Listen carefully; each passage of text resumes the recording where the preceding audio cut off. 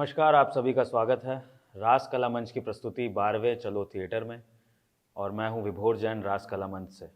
आज हमारे साथ बातचीत के लिए जुड़े हैं रास कला मंच के रंगकर्मी शिवांग चौबे, रांची झारखंड से। बहुत बहुत शुक्रिया शिवांग इस इंटरव्यू में जुड़ने के लिए और मैं आपका हार्दिक स्वागत करता हूं।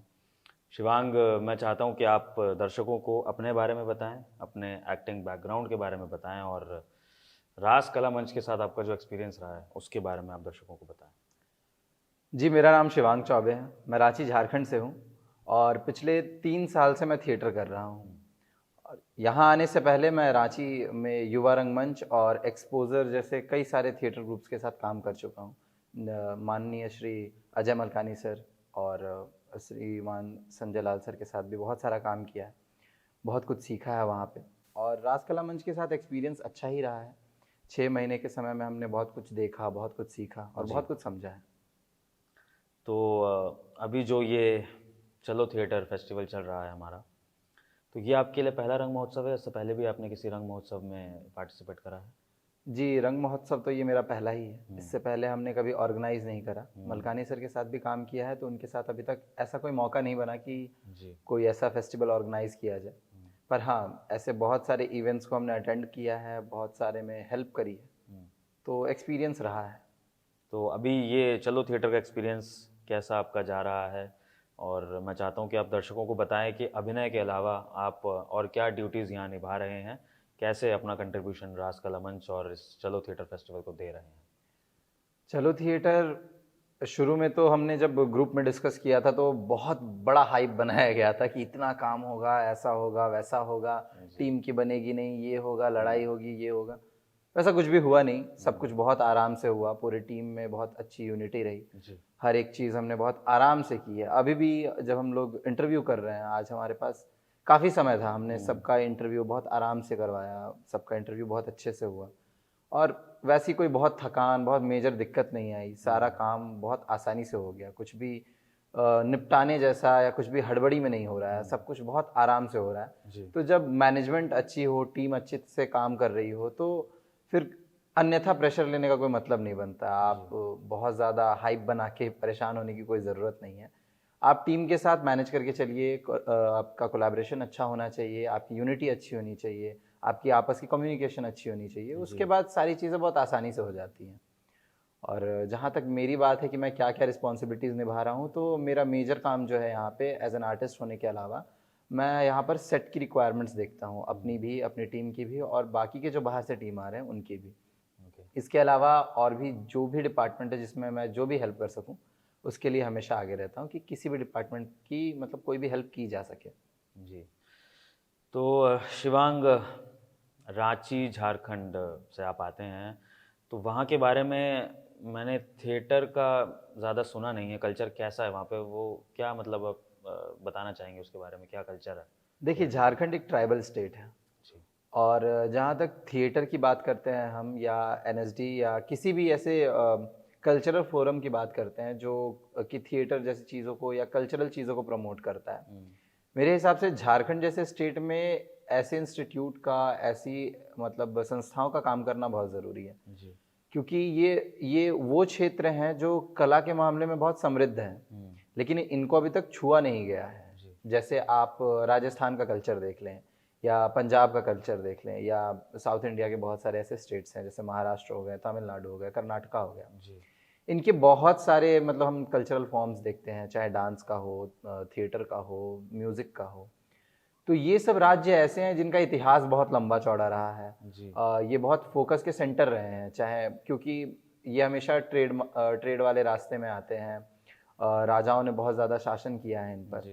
लेकिन झारखंड जैसा स्टेट, छत्तीसगढ़ जैसा स्टेट या हमारे नॉर्थ ईस्ट के जो स्टेट्स हैं जहाँ पे कल्चर को बहुत ज़्यादा प्रमोशन नहीं मिला, क्योंकि वहाँ पे सिविलाइजेशंस बहुत लंबे टाइम से नहीं रही हैं, या जहाँ पे राज्य, राजा ये सब बहुत कम रहे हैं, तो वहाँ के कल्चर को बढ़ावा बहुत कम मिला है। झारखंड कल्चर के मामले में बहुत ही ज़्यादा समृद्ध है। वहाँ का डांस फॉर्म, वहाँ का आर्ट फॉर्म, वहाँ का थिएटर फॉर्म बहुत ही अलग है। वहाँ के थिएटर फॉर्म को अखरा कहते हैं। और वहाँ पे अखरा में बेसिकली ड्रामा ही होता है, लेकिन वो बहुत ही मतलब फोक टच के साथ होता है। उसमें फोक इंस्ट्रूमेंट यूज़ होते हैं, वो बहुत ओपन में होता है और मतलब बहुत ही पब्लिक इन्वॉल्वमेंट के साथ होता है। जी तो ऐसी जगहों पर कल्चर को प्रमोट करना, वहाँ के कल्चर को अडॉप्ट करना और ओवरऑल मतलब उस चीज़ को प्रमोट करना बहुत मुश्किल काम है। हालांकि गवर्नमेंट स्टेप्स ले रही है, लेकिन मुझे लगता है कि और ज़्यादा काम किया जाना इसमें बहुत ज़्यादा ज़रूरी है। और हमारे जैसे आर्टिस्ट जो ऐसे एरियाज से आते हैं, उनके लिए ये बहुत ज़रूरी है कि वो जब बाहर जाएं तो अपने कल्चर को, अपने काम को रिप्रेजेंट करें, जी ताकि बाहर के लोगों को भी पता चले कि हाँ ऐसा होता है, ऐसी विधाएं हैं, ऐसी विधाएं हैं जो एग्जिस्ट करती हैं, जिन्हें सीखा जा सकता है या सिखाना चाहिए। जी। तो आपको क्या लगता है कि इस तरह जो आपने बाहर एक्सप्लोर किया, जैसे हरियाणा में आपने एक्सप्लोर करा, आप एक फेस्टिवल को होते देख रहे हैं, उसका मैनेजमेंट भी जो हो रहा है वो भी आप देख रहे हैं, तो क्या आपको लगता है कि फ्यूचर में आप भी झारखंड में अपने आप को इस तरह रिप्रेजेंट कर सकते हैं, अपने किसी ग्रुप को या फिर अपनी झारखंड की जो है कल्चरल फॉर्म को आप इस तरह रिप्रेजेंट कर सकते हैं? क्या ऐसा कुछ आपके माइंड में है या फिर आपका भी वही रास्ता है कि नहीं, मुझे अपना ही एक्टिंग करियर अपने तरीके से मुंबई होते हुए या बॉलीवुड में जाते हुए बनाना है? देखिए, करने के लिए तो बहुत कुछ किया जा सकता है। जी इंसान काफ़ी मतलब काफ़ी दिलचस्प है। उसे जिस सांचे में डालिए, जहाँ डालिए, जिस इन्वायरमेंट में डालिए, वो उस इन्वायरमेंट में ढलने की कोशिश करता है। स्पेशली जब हम आर्टिस्ट की बात करते हैं, किसी भी आर्टिस्ट की बात करते हैं। अब अभी मैं थिएटर कर रहा हूँ। शुरुआत मेरी भी ऐसी हुई थी कि मुझे फिल्मों में काम करना है, पर धीरे धीरे जब थिएटर करना शुरू करा तो थिएटर का पैशन जाग गया कि वाह कमाल की चीज़ है, ये तो करना चाहिए, पूरे डेडिकेशन के साथ करेंगे। जी और यही होता है, आप जिस तरह के सांचे में जाते हैं एज एन आर्टिस्ट, आप उसमें फिट होने लगते हैं और आपके मन में आते हैं विचार कि हाँ मैं भी कभी ये करूँगा, मैं भी कभी वो करूँगा। जैसे थिएटर जब ज्वाइन करा था तब हमें बहुत कुछ नहीं पता था नाटकों के बारे में, कि अंधा युग जैसा कोई नाटक है या आधे अधूरे जैसा कोई नाटक है या आषाढ़ का एक दिन है, कुछ है।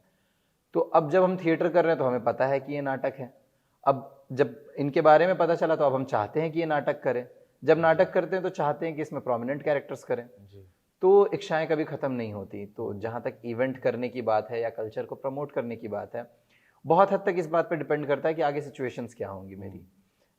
हो सकता है कल को आगे चल के मैं थिएटर में बहुत आगे बढ़ जाऊँ, तो जाहिर सी बात है मैं थिएटर में अपने कल्चर को रिप्रेजेंट करना चाहूँगा। जी आप कहीं भी चले जाइए, आपकी जो जड़ें होती हैं वो आपको छोड़ती नहीं है जल्दी। जी और आप अगर कहीं पे जाकर के सक्सेसफुल हो रहे हो तो कहीं ना कहीं इस वजह से हो रहे हो क्योंकि आप अपने जड़ों से जुड़े हुए हो। जी आपके पास वो ऑथेंटिसिटी है किसी चीज़ की, जो आप राजस्थान के फोक में देख सकते हैं, आप पंजाब के फोक में देख सकते हैं, हरियाणा के फोक में देख सकते हैं, कि यहाँ के लोग अपनी ज़मीन से जुड़े हुए हैं, अपने कल्चर को प्रमोट करते हैं, चाहे वो खेती से जुड़ी हो, वो वॉर से जुड़ी हो।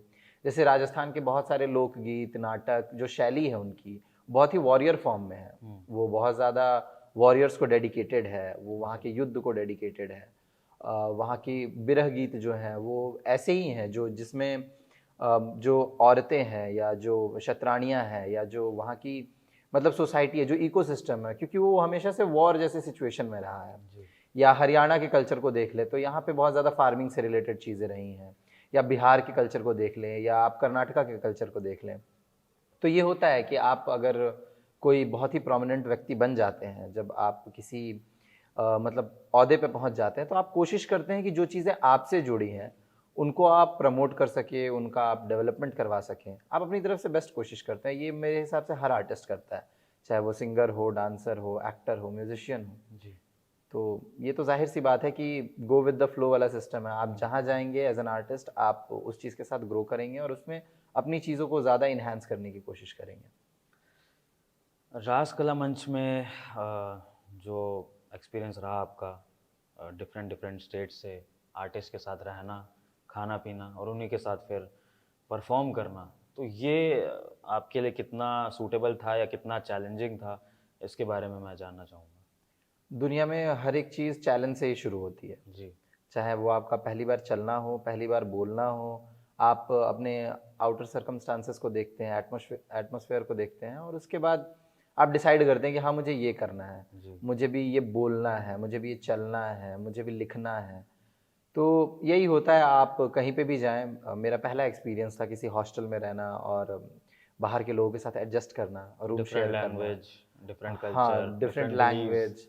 लैंग्वेज और कल्चर का तो ऐसा है कि जब आप थिएटर करते हैं तो आपको ऐसे लोग मिल जाते हैं, तो जी उसमें उतनी दिक्कत नहीं होती, आप एडजस्ट कर सकते हैं, बहुत आसानी से एडजस्ट कर सकते हैं। प्रॉब्लम तब होता है जब आपको उनके साथ रहना होता है, रूम शेयर करना होता है या पर्सनल स्पेस शेयर करनी होती है। ये बहुत मेरे लिए चैलेंजिंग रहा, क्योंकि मैं अपने पर्सनल स्पेस में जल्दी, मैं काफ़ी इंक्लूसिव हूँ, तो मैं जल्दी किसी को आने नहीं देता, मैं जल्दी इंक्लूड नहीं होता। जी।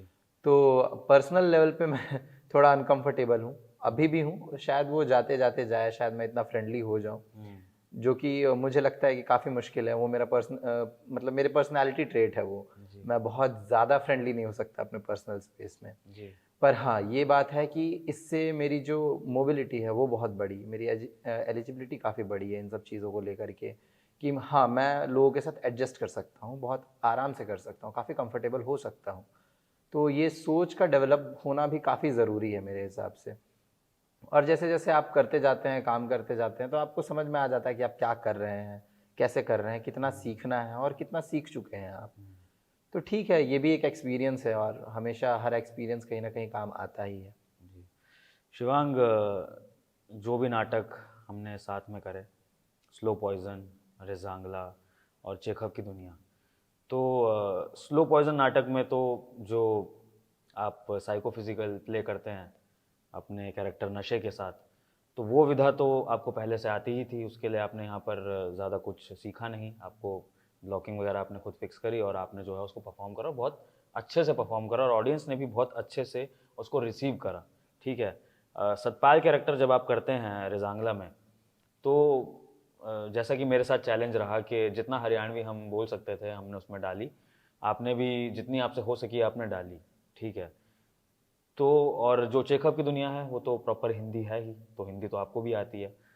तो फिर आपको क्या लगता है कि वाकई आप जो नाटक आपने यहाँ पे करे उनसे आप कुछ अलग लेके गए या नहीं? मतलब जब जाएंगे आप तो आपको क्या लगता है कि कुछ अलग आप सीख के गए, लेके गए? क्योंकि जैसा मैंने बताया कि कुछ चीज़ें तो शायद आपको पहले से ही पता थी या करनी थी, बस आपको उनको अच्छे से अपने तरीके से परफॉर्म कर देना था। उसके लिए आपने ज़्यादा मशक्क़त मुझे लगता है कि सीखने की नहीं करी, क्योंकि विधा पहले से ही आती थी। तो फिर आपको क्या लगता है कि आप कुछ लेके जाएंगे इन नाटकों से इसके बाद भी? देखिए, एक बहुत ही इंटरेस्टिंग चीज़ ये होती है कि आप कोई चीज़ करते हो हम्म। और जब आप उसे प्रोफेशनली करते हो, किसी के सामने करते हो या ऐसे लोगों के बीच में करते हो जो आपके लेवल पे हैं या आपसे अपग्रेडेड लेवल पे हैं, जी। तो होता क्या है कि आपका खुद का सेल्फ कॉन्फिडेंस बहुत बढ़ जाता है। साइकोफिजिकल मूवमेंट हो गई या जो भी बॉडी मूवमेंट है मेरे अंदर पहले से थी, पर ऐसा कभी नहीं था कि मैंने ऑन स्टेज उसको अप्लाई किया हो ओके। या खुद से कभी एक्सपेरिमेंट करने का मौका मिला हो। अभी तक मैंने जितने प्ले किए हैं उनमें कभी भी ऐसा मौका मिला नहीं, और मिला भी तो हमारे पास बहुत वेल ट्रेन्ड कोरियोग्राफर्स और टीम मेंबर्स थे जिन्होंने हमें गाइड किया कि ये ऐसे होगा, आप ऐसा कीजिए, आप ऐसा कीजिए। बहुत ज़्यादा सेल्फ एक्सपेरिमेंट का मौका नहीं मिला। ओके।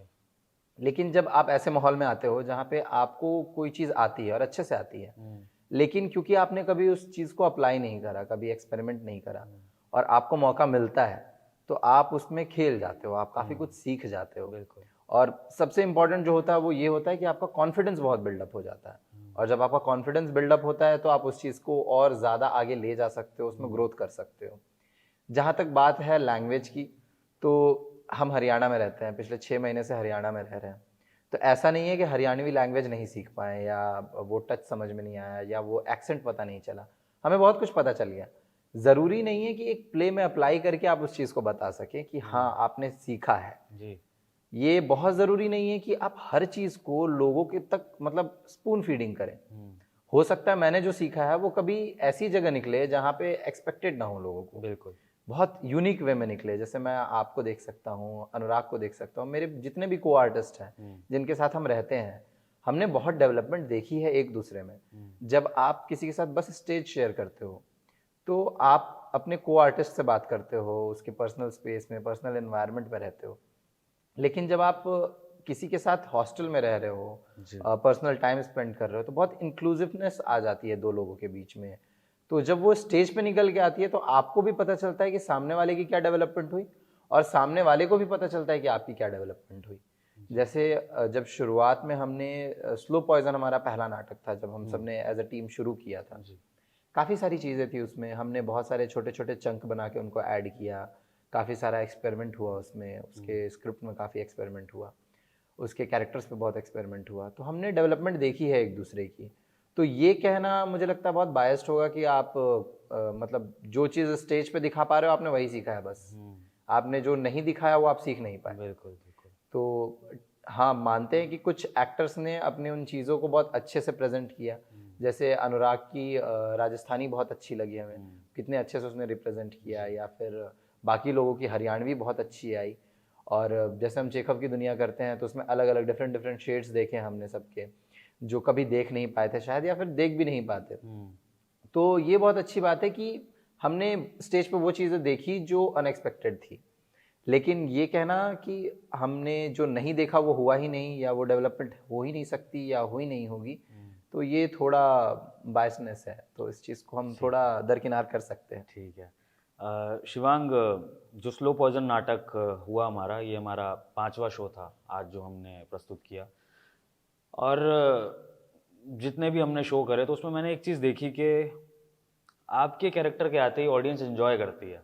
ठीक है, अब थीम है हमारे नाटक की स्लो पॉइजन जो है कि नशा का जो है बैड इफेक्ट कितना है, नशा हमें छोड़ना चाहिए। लेकिन नाटक में जो मैं बाहर से जो मैं देखता हूँ वो ये देखता हूँ कि आपकी एंट्री पर जब नशा आता है, साइकोफिजिकल मूवमेंट्स करता है, तो ऑडियंस एंजॉय करती है। ठीक है, तो अब अगर ऑडियंस ने एंजॉय करा, आपको खूब एंजॉय करा, नाटक भी उनको खूब अच्छा लगा, तो क्या ऑडियंस एंजॉय करने के साथ साथ नाटक की उस मर्म को पकड़ पाती है, चाहे वो बच्चे हों चाहे बड़े हों, या फिर वो एंजॉय करने में ही निकल जाता है? क्या आपको लगता है? आपको लगता है ऐसा कि आप उनको मैसेज दे पाते हैं, या फिर बस वो एक एंजॉयमेंट का साधन बन जाता है कि एक आदमी आता है और वो इतने अच्छे मूवमेंट्स करता है राक्षस का मास्क पहन के? इस पे आपका क्या विचार है? देखिए, ऑडियंस क्या समझती है और क्या समझ सकती है, ये बहुत मतलब ये एक ऐसा क्वेश्चन है जिसका आंसर बड़े बड़े डायरेक्टर्स के पास नहीं है। जी किसी को क्या अच्छा लग सकता है और क्या खराब लग सकता है, ये आप कभी नहीं बता सकते। जी। हो सकता है आपने कोई काम किया हो, वो बहुत ही अच्छे वे में किया हो, बहुत आपकी नज़र में वो बहुत अच्छा हो, पर सामने वाला उसको उस तरह से कंसीव नहीं कर पाया, रिसीव नहीं कर पाया। तो अगर वो कर ही नहीं पाएगा तो उसको क्या समझ में आएगा कि उसका मर्म क्या है या उसकी थिंकिंग क्या है। लेकिन हाँ, कोई भी डायरेक्टर किसी नाटक को जब बनाता है तो मुझे लगता है कि वो अपना 100% देता है। वो अपनी समझ, वो सोसाइटी के प्रति हो, उस टॉपिक के प्रति हो, उस कैरेक्टर के प्रति हो, सारी चीज़ें उसमें डालता है। एज एन आर्टिस्ट हम भी यही ट्राई करते हैं कि अगर मुझे नशे का कैरेक्टर मिला है, मुझे एक मास्क मिला है जिसे मुझे रिप्रेजेंट करना है, पूरे नाटक में मेरी वॉइस कहीं नहीं होती है, वो वॉइस भी रिकॉर्डेड है जो हमारे डायरेक्टर सर ने रिकॉर्ड की है। तो वॉइस उनकी है, मास्क किसी और ने बनाया जो मैं पहन रहा हूँ, कॉस्ट्यूम किसी और का डिज़ाइन किया हुआ है। पूरे नाटक में मैं कहीं नहीं दिखता, बस दिखती है मेरी बॉडी लैंग्वेज। और उस जो कन्वर्सेशन को, जिस डायलॉग्स को मैं किस तरह से कन्वे करता हूँ अपनी फिजिकल मूवमेंट्स के थ्रू। तो मैं कोशिश करता हूँ कि उन चीज़ों को जो मुझे एक मिला जुला मिश्रण मिला है, चाहे वो कॉस्ट्यूम, साउंड और लाइट्स का और मास्क का जो मिला है, उसे मैं एज इट इज़ पोर्ट्रे करने की कोशिश करूँ जिस थीम पे वो बनाया गया है। वो कॉस्ट्यूम जिस हिसाब से डिज़ाइन किया गया है, वो मास्क जिस लिए डिज़ाइन किया गया है। तो कोशिश तो यही रहती है कि इससे आगे जा सके, उससे बेहतर रिप्रेजेंट कर सके अपने आप को। जहाँ तक बात ऑडियंस की है तो हाँ, बच्चे बहुत एंजॉय करते हैं और बड़ों को भी बहुत अच्छा लगता है कि नशे जैसे वास्ट टॉपिक को हमने एक नाटक में कवर कर दिया। क्योंकि जब आप नशे के बारे में बात करते हैं तो आप बीड़े सिगरेट यहाँ तक रह जाते हैं। हमने काफ़ी सारे टॉपिक्स इंक्लूड किए हैं उसमें, मकड़ी, छिपकली की राख, आयोडेक्स, पता नहीं क्या क्या, कि वाइटनर जैसी ऐसी कई सारी चीज़ें जो लोगों को शायद पता भी नहीं है। तो ये भी है कि हमने एक पॉजिटिव तौर पे इसको रिप्रेजेंट किया कि ऐसा होता है सोसाइटी में और ऐसा नहीं होना चाहिए, आपको इससे बच के रहना है। लेकिन कहीं ना कहीं हम ये भी तो मैसेज दे रहे हैं कि आपको इस बारे में पता नहीं है, तो ये भी अगर आप नशा करते हो तो ट्राई भी कर सकते हैं। तो ये ऑडियंस पे बहुत बहुत ज़्यादा डिपेंड करता है कि वो क्या कंसीव कर रही है या क्या करना चाहती है। हम कोई भी नाटक करते हैं, जैसे आषाढ़ का एक दिन या आधे अधूरे, तो इन सब नाटकों में हम कोशिश करते हैं कि जो राइटर ने लिखा है, जो उस कैरेक्टर का चरित्र चित्रण है, हम वो दिखाएं, वो कैरेक्टराइजेशन प्रेजेंट करें। लेकिन अगर किसी ने उसे दूसरे वे में ले लिया तो उसका हम कुछ नहीं कर सकते हैं। वो सामने वाले पे डिपेंड करता है कि उसकी सोच, उसकी मैच्योरिटी, वो ऑडियंस पे बहुत ज़्यादा डिपेंड करता है। अगर हम किसी इंस्टीट्यूट में, जैसे अभी हम पायट में कर रहे हैं, या हमने मोस्ट ऑफ द शोज जो स्लो पॉइजन के हैं वो किसी इंस्टीट्यूट में ही किए हैं, तो वहाँ पे ये एक बहुत बड़ा प्रमोशन है कि नशा नहीं करना चाहिए लोगों को, नशे से बच के रहना चाहिए। बच्चों में बहुत ज़्यादा फैल रहा है, तो बच्चों को रोकना चाहिए, उनकी नेचर पे, बिहेवियर पे ध्यान देना चाहिए। अब यही अगर हम किसी कॉरपोरेट सेक्टर में करें या ऐसी ऐसी जगहों पे करें जहाँ पे लोग इस लेवल पे नहीं हैं, जिनकी अंडरस्टैंडिंग बेसिक्स पे हो, वो बहुत ज़्यादा डेवलप कर चुके हैं, या डॉक्टर्स के बीच में करें, 99% लोग आजकल जो कॉरपोरेट प्रोफेशन में है वो नशा करते हैं। ज़्यादातर लोग करते हैं, उन्हें ज़रूरत पड़ती है कि वो ओवर टाइम करते हैं। इनफैक्ट हमारी इंडस्ट्री में बहुत ज़्यादा नशा होता है। बिल्कुल बिल्कुल। तो अब इनके सामने करके कोई फ़ायदा नहीं है, क्योंकि वो समझेंगे नहीं उस चीज़ को, क्योंकि उनको समझने की ज़रूरत नहीं है। उनको चाहिए कि वो जो कर रहे हैं, उनके पास अपने रीज़न है नशा करने की। तो हमने तो कोशिश करी है कि इसे रोका जा सके, इसे अवॉइड किया जा सके, अपने कल्चर, अपने सोसाइटी को बचाया जा सके नशे जैसी चीज़ों से। लेकिन अब ये बहुत ज़्यादा डिपेंड करता है कि सामने वाला क्या कंसीव करना चाहता है। तो ऑडियंस का रिस्पॉन्स और ऑडियंस क्या चाहती है, ऑडियंस कैसे एंजॉय करती है, हमें बस उनकी तालियों और उनकी आवाज़ से ही पता चलता है, उनके लाफ्टर से ही पता चलता है। जो कि हमारे प्ले में हर एंट्री पे, हर एग्जिट पे, सिर्फ मेरी नहीं बल्कि सारे कैरेक्टर्स की एंट्री एग्जिट पे हमें दिखता है वो, मतलब वो आता है ऑडियंस की तरफ से, वो एनर्जी आती है। तो मेरे हिसाब से ऑडियंस एंजॉय करती है, और जिस भी इंस्टीट्यूट या जैसी भी जगह पे हम लोग करते हैं, लोग समझते हैं, इसे कंसीव करने की कोशिश करते हैं। जी शिवांग, कंसीव की बात करें, ऑडियंस के कंसीव करने की हमने बात करी, ठीक है, लेकिन हमने जो कंसीव किया उसके बारे में मैं बात करना चाहूँगा। रवि सर वाचिक अभिनय पर बहुत ज़्यादा स्ट्रेस देते हैं, जो कि मैंने ऑनेस्टली पहली बार इतना स्ट्रेस होते हुए चीज़ों को देखा, क्योंकि जिस विधा को जैसे मैं सीख के आया, ये जो भी मैंने कैमरा वर्क करा, तो वहाँ पर रियलिस्टिक या जैसे बातचीत करते हैं उसी के बारे में बात हुई, ठीक है। लेकिन शब्दों को क्लियर तरीके से बोलना, स्ट्रेस देना, जैसे रवि सर बताते हैं कि प्रॉपर साउंड उसका निकलना चाहिए, साउंड पे बहुत फोकस देते हैं। तो ये चीज़ आपके लिए यहाँ पर जो आपने सीखी, ये नई थी या फिर आपको पहले से पता था, ये क्या था इसका एक्सपीरियंस? देखिए, शब्दों को स्ट्रेस करके बोलना, उन पर काम करना, डायलॉग डिलीवरी पर काम करना, ये हर आर्टिस्ट शुरुआत से ही करता है। जब हम एक्टिंग करने की शुरुआत करते हैं, हम यूट्यूब खोलते हैं और सबसे पहले ऐसी एक्सरसाइजेज आती हैं जो आपको वॉइस पर, वोकल पर, रियाज पर, इन पर ही मतलब आपको मिलेंगे ज़्यादातर टॉपिक्स। जहाँ तक रवि सर की बात है, उन्होंने उन्होंने जिस चीज़ को बहुत ज़्यादा सीखा है, बहुत ज़्यादा समझाया है, ये सिर्फ सर की बात नहीं है, किसी भी डायरेक्टर को अगर ले लें, हर इंसान का एक स्पेसिफिक फील्ड होता है जिसमें वो काम करता है। हर डायरेक्टर का एक स्पेसिफिक फील्ड होता है। जैसे हमारे बहुत सारे डायरेक्टर्स अभी जो शो करके गए हैं, जैसे अगर हम लूना की बात कर लें, तो लूना में कॉस्ट्यूम और फैब्रिक से बहुत ज़्यादा खेला गया है, वो उनका स्ट्रेंथ पॉइंट है। तो अगर वो उस चीज़ में सिखाएंगे या बताएंगे तो जाहिर सी बात है वो अच्छा ही सिखाएंगे, वो उनका कोर पॉइंट है। या अभी जैसे अभी अंधा युग होने वाला है परसों, तो वो फिजिकल थिएटर है, उन्होंने लाइट से बहुत खेला है, फिजिकल से बहुत, मतलब फिजिक्स से बहुत खेला है एक्टर्स के, तो वो उनका कोर है, वो स्ट्रेंथ है उनकी। तो जाहिर सी बात है वो उसमें मास्टर हैं ही, वो उसमें अच्छा सिखाएंगे ही। और मुझे लगता है कि एज एन आर्टिस्ट हमारा काम है कि जिस डायरेक्टर से जो मिले, जो स्ट्रेंथ मिले, वो सीख लीजिए। क्योंकि कल को चल के हो सकता है मुझे वाचिक में ज़्यादा काम करना पड़े, हो सकता है मुझे फिजिकल में ज़्यादा काम करना पड़े, तो हर चीज़ की अपनी इम्पोर्टेंस है। हो सकता है यहाँ पे जो सीखा है, जो सर सिखाना चाहते थे, अभी समझ में ना आया हो।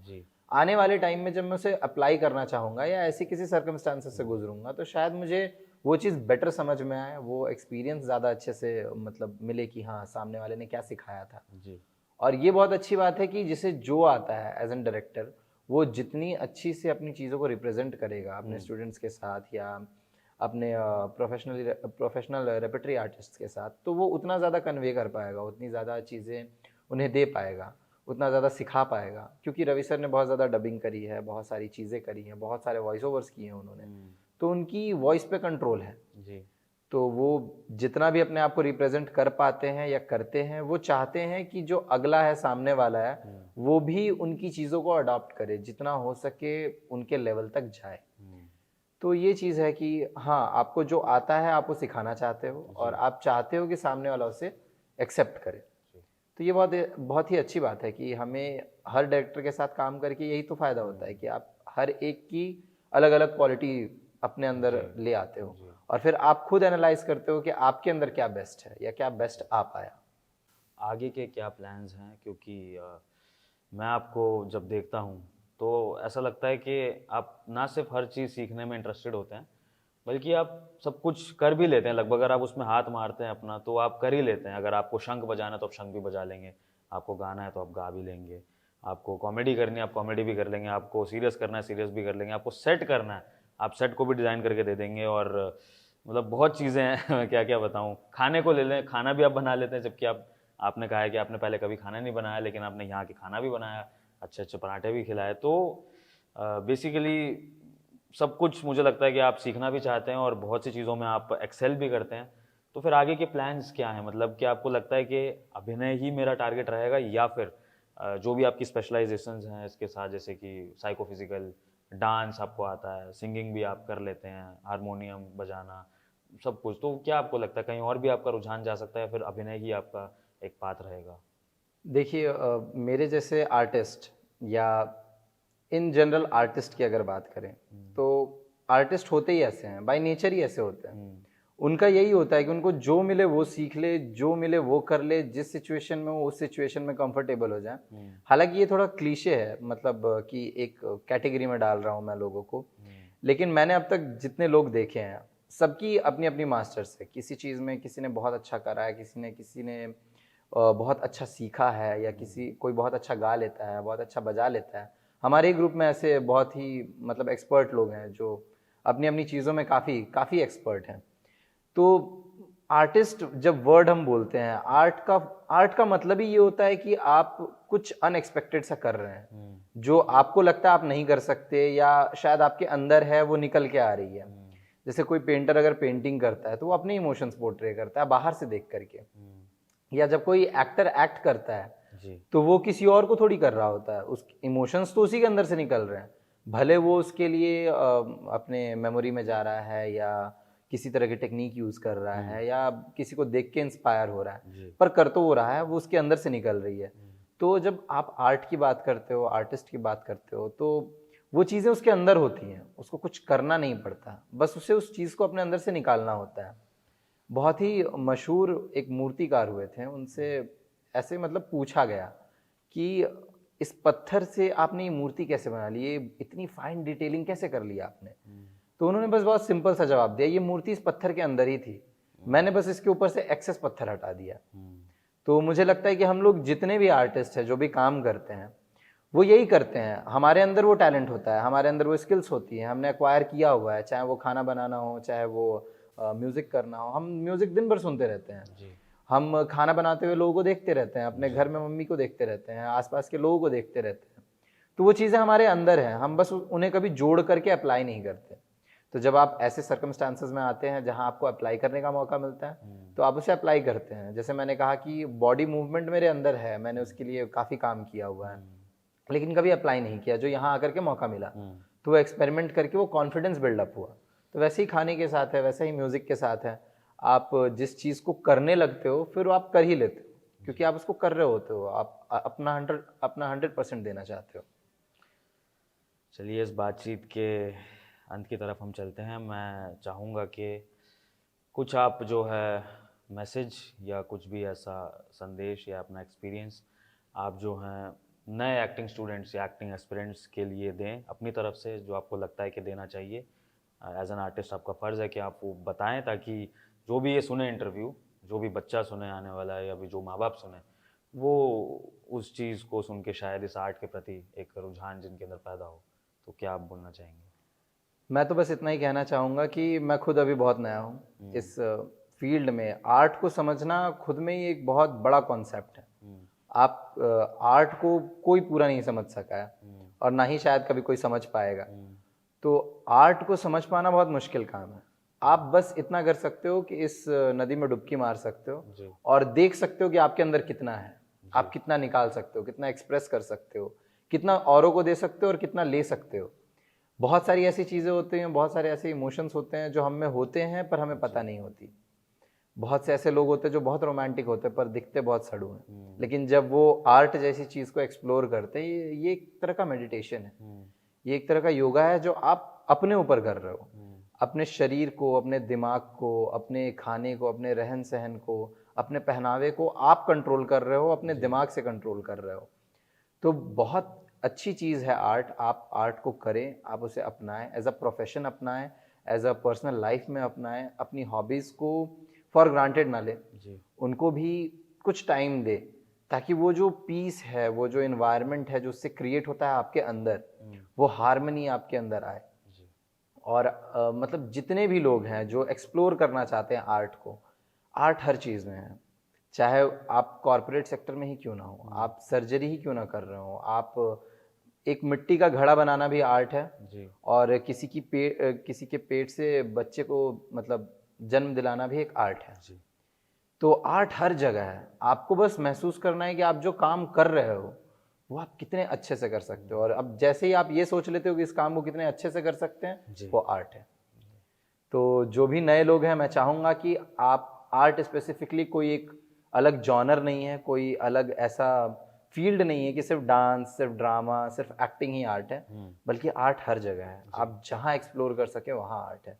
कुकिंग भी आर्ट है, डांसिंग भी आर्ट है। तो आप एक्सप्लोर कीजिए अपने आसपास के एनवायरनमेंट को, अपने आसपास के लोगों को, अपने इमोशंस को समझिए, और बस लगे रहिए, करिए शिद्दत से अपना काम। जी चलिए, बहुत बहुत शुक्रिया शिवांग, आपसे बात करके बहुत अच्छा लगा, और मैं आशा करता हूँ कि आप जो है अपने करियर में इसी तरह के सही डिसीजंस ले, जो समझदारी आपके अंदर है वो बनी रहे, और आप इसी समझ से जो है बेहतर डिसीजन ले और लाइफ में कुछ बहुत अच्छा और बड़ा काम करें। तो बहुत बहुत शुक्रिया जुड़ने के लिए, और आप सभी दर्शकों का धन्यवाद। और इसी तरह हमारा बातचीत का सिलसिला चलता रहेगा। आज का एपिसोड यहीं तक था, मिलते हैं अगले एपिसोड में। धन्यवाद।